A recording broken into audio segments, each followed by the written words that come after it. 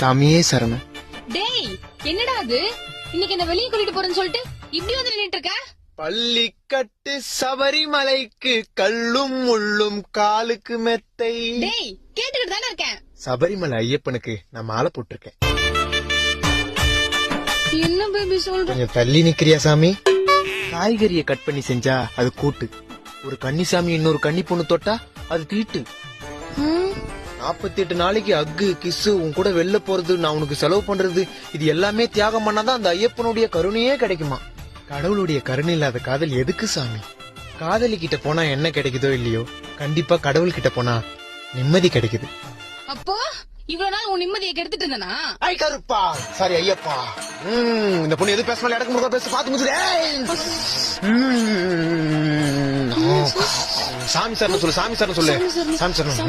கால் வந்து 3 வாட்டி தொட்டு கும்பிடு.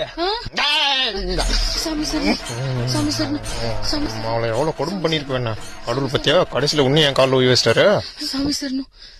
என்ன தொட்டு கும்பிட சொன்னா முத்த குத்துங்கிற? ஏது ஏது ஏது ஏது பேபி பேபி இல்ல சாமி. சாமி என்ன நீ என்னென்னமோ பண்ண வைக்கிற? 48 நாளைக்கு நீ எப்படி இருப்ப? ஓம் சுவாமியே சரணமையப்பா. அப்ப இனிமே நம்ம காதல் கோவிந்தா கோவிந்தா கோ